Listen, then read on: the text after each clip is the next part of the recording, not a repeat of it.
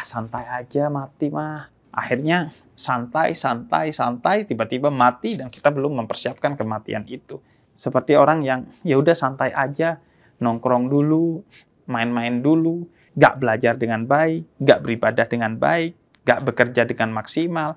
Akhirnya tiba-tiba udah tua, belum pinter, belum bermanfaat, belum bisa mencukupi kehidupannya secara material, dan mati dalam keadaan tidak baik-baik saja.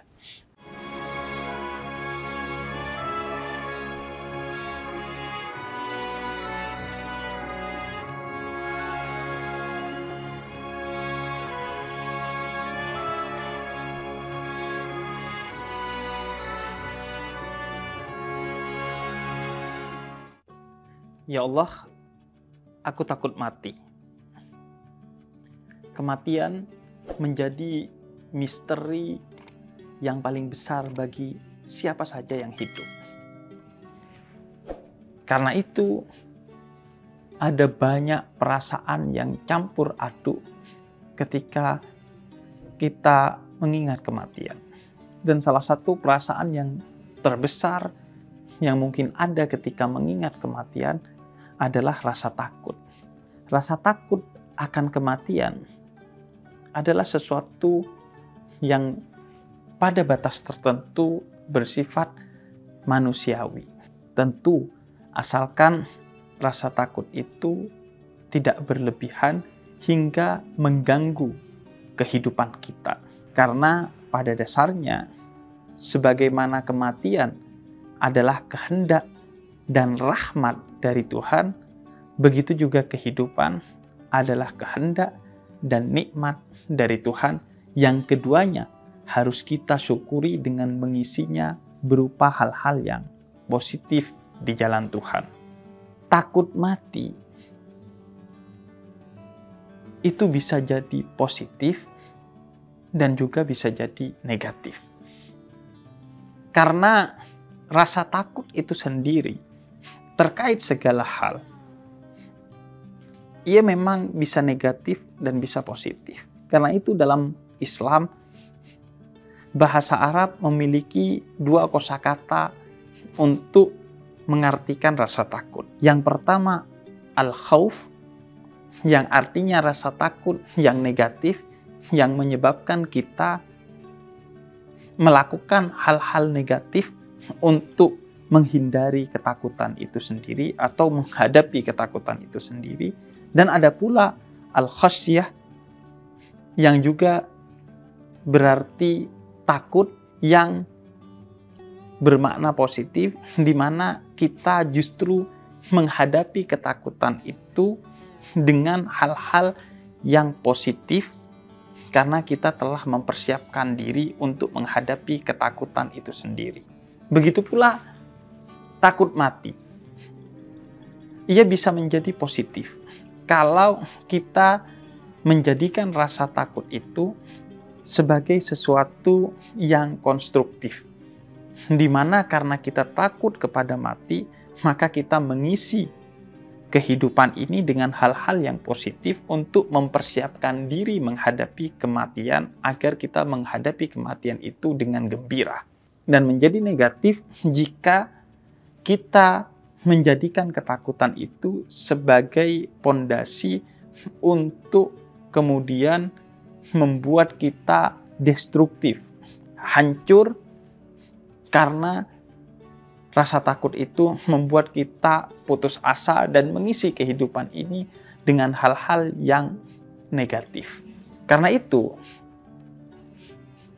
menghadapi kematian, kita harus berada dalam perasaan yang proporsional. Tidak terlampau takut hingga kemudian kematian itu membuat kita destruktif, hancur hidup kita, putus asa dan diisi dengan hal-hal yang negatif karena sudah depresi melihat kematian. Dan tidak juga terlampau berani, karena terlampau berani melihat kematian bisa jadi membuat kita abai dan lalai mengisi kehidupan dengan hal-hal yang positif dan bermakna secara maksimal. Karena santai aja mati mah. Akhirnya santai, tiba-tiba mati dan kita belum mempersiapkan kematian itu. Seperti orang yang ya udah santai aja, nongkrong dulu, main-main dulu, gak belajar dengan baik, gak beribadah dengan baik, gak bekerja dengan maksimal. Akhirnya tiba-tiba udah tua, belum pinter, belum bermanfaat, belum bisa mencukupi kehidupannya secara material, dan mati dalam keadaan tidak baik-baik saja. Yang sering kita takuti dari kematian itu biasanya adalah waktunya. Kapan waktu kita mati? Itu akan menjadi bayangan yang selalu mengintai kepala kita. Sebagaimana kapan waktu kiamat. Oleh karena itu, Islam mengajarkan melalui Nabi Muhammad untuk kita tidak mempedulikan waktu matinya kita, sebagaimana kita tidak perlu mempedulikan waktu datangnya kiamat. Kata Nabi, ketika ditanya kapan kiamat itu akan datang, tak usah pedulikan kapan kiamat itu datang. Tapi yang harus kau pedulikan adalah apa yang kau persiapkan jika waktu itu datang. Karena waktu datangnya kiamat itu adalah rahasia Allah yang jika kita mencoba menerobosnya, itu adalah satu dosa yang besar. Karena alimul ghaibi wasyahada, yang mengetahui yang gaib itu hanya Allah, dan itu hak prerogatif Allah. Sebagaimana kiamat, kematian juga waktunya itu adalah hal yang gaib dan hak prerogatif Allah untuk menentukan dan mengetahuinya. Sehingga tugas kita, kata Nabi, bukan mencari tahu kapan kita mati, tapi mempersiapkan diri jika kematian itu datang. Karena itu, sepatutnya orang bukan mencari tahu kapan dia mati, tapi memastikan mengisi kehidupan dengan hal-hal yang positif, sehingga jika waktu itu datang kapan saja, kita sudah dalam keadaan siap. Karenanya, takut mati, ia bisa menjadi sesuatu yang positif ataupun negatif, tergantung bagaimana kita memposisikannya. Begitu juga berani mati, ia menjadi positif atau negatif, tergantung kita bagaimana melihat dan memposisikannya serta menyikapinya. Kematian sebenarnya adalah sesuatu yang indah jika kita memang telah siap menghadapinya dengan mengisi kehidupan dengan hal-hal yang positif. Karenanya Islam memposisikan kematian itu sebagai sesuatu yang bahkan bukan biasa saja, tapi luar biasa indahnya. Karenanya dalam surat Az-Zumar ayat 42, Allah menyebut kematian itu seperti tidur. Tidur itu adalah setengah mati atau latihan mati. Karena kata Allah, ketika kita tidur, nyawa kita dipegang oleh Allah, dan saat kita masih berumur panjang, paginya atau mungkin siangnya kalau Anda para pemuda tersesat, dilepaskan kembali itu.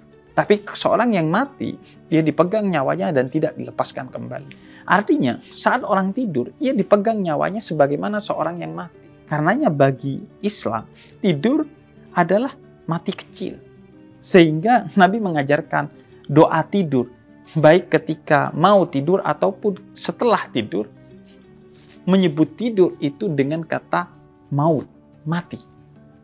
Doa sebelum tidur, Bismikallahumma ahya wa bismika amut. Allah menyebut tidur itu sebagai maut, mati.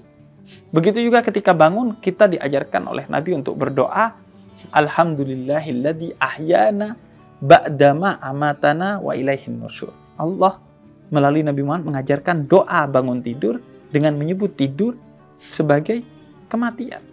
Maka sebagaimana kita bisa semangat untuk tidur, bisa senang untuk tidur, dan bisa nyaman untuk tidur, seharusnya kata Nabi dan kata Allah, kita bisa juga semangat untuk mati, senang untuk mati, dan nyaman dengan kematian. Maka sebagaimana mati dan tidur, dia bisa menyenangkan dan dia bisa menakutkan, tergantung kita.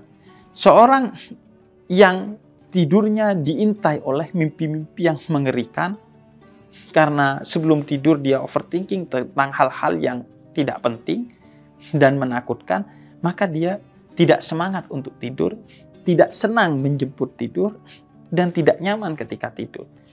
Maka begitu juga orang yang sebelum mati saat hidupnya diintai oleh hal-hal yang penuh kemaksiatan dan keburukan, baik dalam perkataannya, pemikirannya, perasaannya maupun perbuatannya, maka dia tidak akan semangat untuk mati, tidak senang untuk mati, dan tidak akan nyaman dalam kematiannya. Karenanya, Islam mengajarkan bukan takut atau berani untuk mati, tapi apa yang kita persiapkan untuk kematian itu sendiri. Karenanya, Islam memberikan guidance, pegangan untuk kita hidup dalam menjemput kematian. Apa saja? Yang pertama, sadari sedari awal bahwa tujuan dari kehidupan kita ini adalah kematian. Sehingga seorang yang sedari awal telah memiliki tujuan, dia tidak akan dibuat lalai, abai, dan tidak fokus kepada sesuatu yang tidak mendorong dia untuk lebih baik dalam mencapai tujuannya. Sebagaimana kalau kita berjalan 10 meter untuk menuju kepada sendal kita atau menemui orang yang kita cintai, maka dalam perjalanan itu yang ada di kepala kita hanyalah orang yang mau kita tuju atau sendal yang kita tuju. Sehingga segala sesuatu yang ada di kanan kiri kita yang mungkin mengganggu kita tidak akan kita hiraukan. Kita hanya fokus kepada tujuan kita, baik itu orang yang kita cintai ataupun sendal. Maka orang yang menjadikan kematian sebagai tujuan hidupnya, dia akan mengisi kehidupannya dengan segala sesuatu yang bisa membuat dia mencapai kematian dengan baik dan dengan sempurna. Dia tidak akan terganggu dengan segala sesuatu yang bisa mengganggu kualitas dia untuk sampai kepada kematian. Karenanya, salah satu kemudian yang menjadi output dari hal itu, kita tidak akan mati-matian untuk melakukan sesuatu yang tidak kita bawa mati. Harta, jabatan, pasangan, atau apapun di dunia ini yang tidak membuat kita lebih positif dan berkualitas dalam menjemput kematian tidak akan menjadi konsentrasi kita dan tidak akan mengabaikan kita dari fokus kita kepada kematian. Kemudian yang kedua, jadikanlah hidup itu sebagai jembatan untuk menuju kematian, di mana hidup ini hanya sebagai penantian yang singkat untuk kematian. Menunggu itu bisa jadi sesuatu yang positif, alih-alih menjemukan. Orang biasanya malas menunggu kalau dia menunggu tidak tentang sesuatu yang membuat dia bersemangat atau mengisi penungguannya dengan sesuatu yang kosong. Makanya dia jemu. Tapi kalau menunggu untuk sesuatu yang dia rindukan dan diisi dengan hal-hal yang mengasihkan, maka menunggu itu akan menjadi hal yang mengasihkan. Karena itu hidup ini adalah menunggu untuk mati. Seorang yang menunggu sesuatu, maka dia akan fokus kepada apa yang dia tunggu. Ketika kita menunggu bis di halte, kita akan melihat terus tuh bis yang kita tunggu. Setiap ada bis lewat, kita cek ini bis saya atau bukan. Sehingga kita akan fokus kepada sesuatu yang kita tunggu. Maka Islam mengajarkan hidup ini adalah penantian, penungguan untuk kematian. Maka kalau kita hidup untuk menunggu atau menanti kematian, kita akan fokus kepada kematian itu. Mau maksiat, nggak jadi karena fokus. Kita lagi nunggu kematian. Dan maksiat akan mengabaikan kita dari menunggu kematian, sehingga ketika dia datang, kita nggak siap. Kemudian yang ketiga, seorang yang menjadikan hidupnya sebagai episode menuju kematian, maka dia akan menjadikan kematiannya sebagai tujuannya, karenanya dia tidak akan membuat kematian itu repot. Dia tidak mau perjalanan setelah kematiannya itu menjadi repot. Sebagaimana ketika kita ingin melakukan perjalanan yang menyenangkan ke satu kota atau satu negara, kita akan berusaha mengecilkan tas yang kita bawa agar tidak memberatkan kita dalam perjalanan itu. Kita akan nggak membawa tuh hal-hal yang nggak perlu. Kita hanya akan menyeleksi untuk membawa hal-hal yang kita benar-benar butuhkan, agar tidak memberatkan kita dalam perjalanan yang mengasyikkan itu. Karena perjalanan itu akan asyik kalau kita tidak membawa beban. Karenanya seorang yang hidup untuk kematian, dia tidak akan memenuhi bagasinya dengan hal-hal yang tidak bermanfaat dalam perjalanannya setelah dia mati nanti. Karenanya kita diajarkan untuk dalam hidup ini mengisi bagasi yang akan kita bawa dalam kematian hanya hal-hal yang bermanfaat ketika kita mati dan membuang hal-hal yang tidak bermanfaat. Sekecil mungkin bagasi kita atau tas ransel kita. Karenanya segala sesuatu yang sekiranya tidak akan kita butuhkan ketika kita mati, jangan kita bawa dalam perjalanan hidup kita menuju kematian ini. Karena itu, dalam Islam kita diajarkan, berusahalah hisabmu nanti di akhirat semudah mungkin. Jangan menumpuk harta, yang harta itu akan menyebabkan hisab kita, perhitungan kita di akhirat nanti menjadi berat dan lama. Jangan membawa jabatan di dunia ini yang menyebabkan hisab kita atau perhitungan kita di akhirat nanti berat dan lama.